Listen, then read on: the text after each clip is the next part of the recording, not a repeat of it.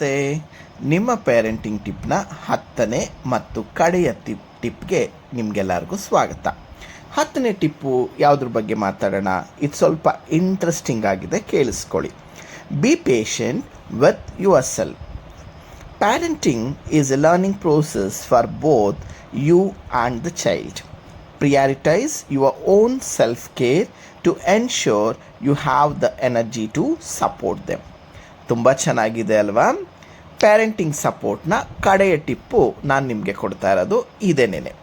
ಏನು ಅಂದರೆ, ನಾವು ಆ್ಯಸ್ ಎ ಪೇರೆಂಟಾಗಿ ನಮ್ಮ ಮಗುವಿಗೆ ಕೇರ್ ಮಾಡ್ತೀವಿ, ಅವ್ರಿಗೆ ಬೇಕಾಗಿದ್ದನ್ನೆಲ್ಲ ಕೊಡಿಸ್ತೀವಿ, ಅವ್ರನ್ನ ಚೆನ್ನಾಗಿ ನೋಡ್ಕೋತೀವಿ ಅಲ್ವಾ? ಅದೇ ಥರ ನಾವು ಪ್ಯಾರೆಂಟ್ಸು ಎಲ್ಲೋ ಒಂದು ಕಡೆ ನಮ್ಮ ಕೇರನ್ನು ಮರ್ತು ಬಿಡ್ತೀವಿ. ನಾವು ಚೆನ್ನಾಗಿದ್ದರೆ ಮಾತ್ರ ನಮ್ಮ ಮಕ್ಕಳನ್ನು ನಾವು ಚೆನ್ನಾಗಿ ನೋಡ್ಕೊಳ್ಳೋಕ್ಕೆ ಸಾಧ್ಯ. ನಿಮಗೆಲ್ಲ ಆಶ್ಚರ್ಯ ಆಗ್ತಿರ್ಬೋದಲ್ವಾ, ಏನಿದು ಚಿಲ್ಡ್ರನ್ ಟಿಪ್ನ ಕೊಡ್ತೀನಿ, ಪ್ಯಾರೆಂಟಿಂಗ್ ಟಿಪ್ನ ಕೊಡ್ತೀನಿ ಅಂತ ಲಾಸ್ಟಲ್ಲಿ ಇದನ್ನು ಹೇಳ್ತಾ ಇದ್ದಾರೆ ಅಂತ. ಖಂಡಿತವಾಗ್ಲೂ ಪ್ಯಾರೆಂಟ್ಸ್, ಫಸ್ಟು ನೀವು ಪೇಷನ್ಸ್ ಆಗಿದ್ದರೆ, ನಿಮ್ಮ ಸೆಲ್ಫ್ ಕೇರ್ ಚೆನ್ನಾಗಿದ್ದರೆ ಮಾತ್ರ ನಿಮ್ಮ ಮಕ್ಕಳನ್ನು ನೀವು ನೋಡ್ಕೊಳ್ಳೋಕ್ಕೆ ಸಾಧ್ಯ.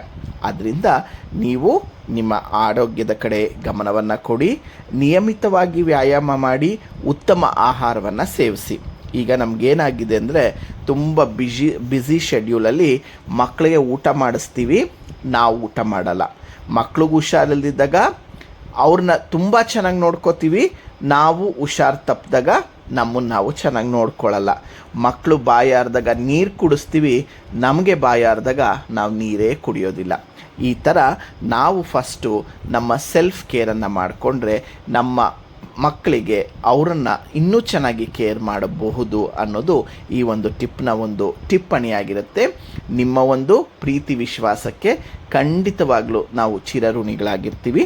ಧನ್ಯವಾದಗಳು.